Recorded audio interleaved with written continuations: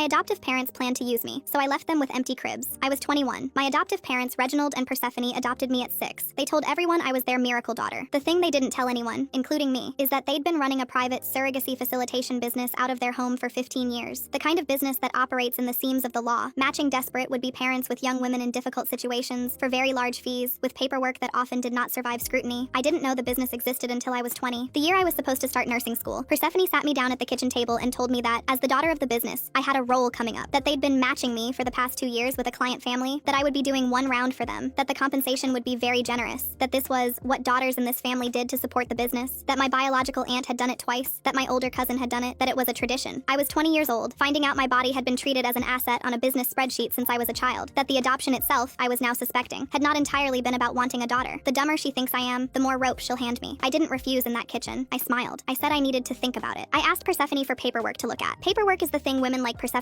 always want you to look at, because they believe paperwork makes a thing official. Persephone gave me a folder. The folder had a contract, a medical plan, a schedule, a list of fees, a list of clients. More importantly, the names of the clinics they'd been using, the names of the lawyers they'd been using, the names of the families they'd been matching. Going back 15 years, I spent the next 4 weeks copying every page of that folder, photographing it, building a second folder of my own, off-site, in a friend's apartment, with backups in the cloud under an account my parents could not find. Then I reached out, very carefully, to a federal agent I found through a women's advocacy organization. I didn't bring the folder to local police, because the names of 2 local police officers were on a facilitator fees page in that folder. The federal agent listened. Then she told me what I needed to hear, that what my parents had been doing was not just legally gray, that some of the matches in those records hadn't involved willing surrogates at all, that several of the women caring for clients had been minors at the time, that some, including a name I recognized as my cousin, hadn't actually been related to me, that my cousin was a 15-year-old runaway in 2014 when she'd been brought into the home as family, that what my parents were planning to do to me wasn't even the worst thing they'd done, that they'd been doing it to other girls since before I was adopted, that my adoption was part of that. I agreed to wear a wire. I had one more conversation with Persephone at her kitchen table, asking questions about the program, getting her, on tape, in her own voice, explaining what she'd done and intended to do. The raid happened on a Tuesday morning at 6 a.m. My parents were arrested. The business was dismantled. Every cousin and every match still living under their roof was moved into protective placement. The cribs Persephone had been setting up in the back room for the child I was supposed to carry were photographed empty. The cribs ended up in evidence storage. But here's the thing. While the federal agent was processing the records, she called me into her office a month later. She told me that one of the matches in the folder from 11 years ago was special, that the client family on that match were the parents of my best friend Saskia, that the surrogate on that match was listed under a name I didn't recognize, but with a photograph on file, that the photograph was of my biological mother. When Harlow slid that photograph across her desk, I knew the face before my brain could even catch up to why. I didn't recognize my biological mother because I remembered her. I was 6 when I was taken from her. I recognized her because I had seen that exact same face, framed, sitting on the mantle in Saskia's parents' living room, 100 times, every birthday party, every sleepover. That photo sat right there above the fireplace, and underneath it, in little gold letters on the frame, it said, "The angel who gave us our daughter." Harlow watched me stare at the photo. Then she started talking. She told me what the records showed. 11 years ago, Saskia's parents paid Reginald and Persephone a 6-figure facilitation fee. The surrogate listed on that match was a woman named Blythe. Harlow looked me right in the face and said, "Blythe carried for them. But here's what I need you to understand. Blythe is listed in these records under her maiden name. Her married name was Paige. She was Reginald's sister." I sat there. My biological mother was Reginald's sister, not some stranger who got caught in the business from the outside. She was family. She was already inside the house. I wasn't just adopted into a business. I was born from it. My own mother was a surrogate in the same pipeline that Persephone ran like a company. I kept thinking about Persephone's voice at the kitchen table. This is what daughters in this family do. She wasn't just talking about tradition. She was talking about a pattern she built on purpose. The only question I could get out was the one I was most scared of. Is Blythe alive? Harlow paused. The kind of pause where someone is deciding how much honesty you can handle. Then she said, "We're still locating her. She left the state in 2015. I want to be honest with you. We don't know her condition or her willingness to speak." I nodded like that was fine, but my hands were gripping the arms of the chair so hard my fingers hurt. I was already thinking about Saskia, about that framed photo on the mantle, about the fact that Saskia's parents had paid Reginald and Persephone a 6-figure fee, that Saskia herself might be the product of Blythe's surrogacy, that my best friend might exist because my mother was exploited by my adoptive parents. Right before I walked out of her office, Harlow looked at me with this very careful expression and said, "Saskia's parents will be contacted as part of the investigation within 72 hours. We have to. If you want to talk to her before we do, you have 3 days. 3 days. That's what I had. I spent that whole first day trying to figure out how to tell her. I stood in front of my bathroom mirror at 7 in the morning and just started talking, practicing. "Saskia, I need to tell you something about your parents." No, too soft. Every version felt wrong. I drove to Saskia's apartment around 2. I parked across the street. I could see the light on in her kitchen. She was home. All I had to do was knock. But the thing that kept eating at me wasn't that Saskia would be angry. The thing I was scared of was that she already knew, that her parents had told her years ago and she had chosen silence to protect her family's secret. I drove away. The second day, Saskia called me before I had a chance to try again. I picked up and her voice sounded wrong. She said, "Something weird is happening. My mom has been on the phone all morning. She's crying. My dad locked himself in his office. Do you know what's going on?" I knew exactly what was going on. Saskia's parents had found out. I said something like, "I don't know, maybe it's nothing," and I hated myself for for it. When we hung up, I grabbed my keys. I didn't rehearse. I just drove to her apartment and knocked. Saskia opened the door. We sat down across from each other in her living room. I didn't ease into it. I said, my parents ran a surrogacy business. They used girls. They used my biological mother. Your parents were clients. You might have been carried by my biological mother, Saskia. She stared at me. She didn't cry. She didn't yell. She just looked at me with this completely blank expression. Then she said, you're lying. Not mean, not angry, just flat, like she was stating a fact. I reached into my bag and pulled out the copy of the record I had made, the match document, Saskia's parents' names, the facilitation fee, the date, 11 years ago, the surrogate listed as Blythe. I slid it toward her. She picked it up. She read it slowly. The room was so quiet I could hear the fridge humming. She set it down very carefully, and she said, I'm adopted. I've always known I was adopted, but they told me it was through a regular agency. They said my birth mother chose them out of a book. Her face changed. Not anger. Something slower and worse. The look of someone watching a thing they believed their whole life come apart in front of them. She whispered, they bought me. I tried to say it was more complicated, but Saskia was already standing up, already grabbing her jacket, already walking to the door. She said, I need to talk to my parents. I drove behind her the whole way to her parents' house. When she pulled into the driveway, I parked on the street. She went inside without looking back. 20 minutes later, Saskia came out the front door. She walked to my car and sat down. She didn't look at me right away. She stared at the house she grew up in. Then she said, my mom admitted it. She said they paid your parents because they couldn't conceive and the regular agencies had wait lists. She used the word arrangement. She wouldn't say bought, but she couldn't say adoption either. She turned to me. She looked like someone who had aged 5 years in 20 minutes. She said, did your mother want to carry me, or did they make her? I looked at my best friend and I said, I don't know yet, but I'm going to find out. That evening, around 7, my phone buzzed with a text from Saskia. No words, just photos, 5 of them. She had photographed every page of a letter that had been mailed to her parents' house. It was from Persephone, written from the detention facility on lined paper, 3 full pages, in Persephone's neat handwriting that I knew as well as my own. I had seen that handwriting on birthday cards my entire childhood. Now I was seeing it used like a weapon. In the letter, Persephone told Saskia's parents that I was unstable, that I had a history of lying that goes back to childhood, that I had turned on my own family and would turn on yours next. She told Saskia's parents, in clear, simple words, to cut contact with me immediately. She wrote, for your daughter's safety, I am begging you, do not let her near your family. 3 pages, every line in that calm, reasonable tone Persephone always used when she was doing something terrible. Even from a cell, with her whole operation in pieces, she was still doing what she did best. She was still managing people. My hands were shaking, not because I was scared of her. It was because I realized she was never going to be done. She was sitting behind bars writing letters to the parents of my best friend, trying to take away the last person I had left. I called Harlow. I told her about the letter. I read parts of it out loud. When I finished, Harlow said, Persephone has a right to send mail from the facility, but if she's attempting to intimidate witnesses or interfere with an active investigation, that's a separate offense. I need to see that letter. Can you send it to me tonight? I said yes. I forwarded every photo. Then I sat on my kitchen floor for another 10 minutes, just breathing, because I knew the letter would work on some people. Persephone was good at this, and Saskia's parents were already scared. Saskia called almost at midnight. Her voice sounded raw. She said, my parents are scared. My dad sat me down after dinner and said maybe we should step back from each other for a while. He said your mother is connected and he doesn't want trouble. He said people like her have reach even from inside. I closed my eyes. I could hear it happening, exactly the way Persephone designed it. The letter lands, the fear sets in, the parents start pulling away, and then I'm alone. That was Persephone's play. Isolate the problem. I said, Saskia, your parents paid money to people who were hurting women. They might not have known everything, but they knew enough to go outside the system. You don't owe them silence. The line went quiet. Then Saskia said very quietly, I know, but they're still my parents. I understood that line, because a year ago, Reginald and Persephone were still my parents too. Even after I found the folder, there was a part of me that wanted them to have a good explanation, until they didn't. I didn't say any of that to Saskia. Then Saskia said something I was not ready for. Her voice changed. She said, I found something in my dad's office. After he went to bed, I went in there. His desk was a mess. I found a second receipt. Not for me, for another child. A different match. A different surrogate. My parents went back, 4 years after me. The surrogate listed on that one is named Angelina. Everything in my body went cold. Angelina, the cousin. The girl Persephone brought into the house and called family. The girl who was 15 in 2014. Saskia's parents went back. They went back to Reginald and Persephone 4 years after getting Saskia, and they paid again. And this time the girl who carried their child was a minor. I didn't sleep. At 7 in the morning, I called Harlow. I told her everything. About the second receipt. About Angelina's name on it. Harlow was quiet on the other end. Then she said, we already suspected there were more placements than the record showed. If Saskia's parents went back for a second arrangement involving a minor surrogate, that changes their legal exposure significantly. I need that receipt. And I need Saskia to come in. I called Saskia right after. I told her what Harlow said. There was a pause. Then she said, okay, I'll do it. And before she hung up, she said one more thing. Her voice was steady, not shaking, not raw. She said, I need you to know something. Whatever happens to my parents, I'm not leaving. You're my family, the real kind. Saskia came in the next morning. I drove her to Harlow's office and sat in the hallway while she went inside with the receipt in a folder she held against her chest like it might fly away. The meeting lasted almost 2 hours. When the door opened, Saskia came out first. Harlow had explained to Saskia that her parents were now persons of interest, not just clients who paid a fee. Persons of interest in the exploitation of a minor surrogate. Saskia walked past me in the hallway. Her face was blank. She stopped a few feet past me, turned around, and looked at me. Her jaw was tight. Her eyes were dry. She said, I just turned in my own parents. Don't ever tell me I don't understand what you went through. I didn't say a word. I just nodded, because she was right. 3 days later, Harlow called me back in. When I sat down across from her desk, she had 2 folders open. She told me there was news on 2 fronts. First, Angelina had been located. She was 24 now, living in a shelter in another state. She had agreed to speak with investigators, and she had confirmed everything. The child she carried was placed with Saskia's parents. That meant Saskia had a biological sibling out there somewhere, a child she had never met. Harlow let me sit with that. Then she opened the second folder. She said, Blythe has been found. She's alive. I stopped breathing. Harlow kept going. She told me Blythe was living under a different name. She left the state 9 years ago and had not had contact with anyone in the Page family since. Then Harlow's voice got quieter, and she said, she's willing to speak with you, but she asked me to tell you something first. I grabbed the edge of the desk. Harlow looked down at her notes and read, word for word, what Blythe had told her. She said, I didn't give you up. They told me you died. They told me the pregnancy didn't survive. I grieved you for 21 years. I didn't know you were alive until the agent called me. I sat there. I didn't speak for a long time. I thought about the kitchen table where Persephone sat me down and told me about my role. I thought about the word tradition. I thought about those cribs in the back room. I wasn't a miracle. I was a replacement. Persephone took Blythe's baby, told Blythe that baby died, and then adopted her as her own daughter because a child raised inside the house was easier to control than a stranger. That was me.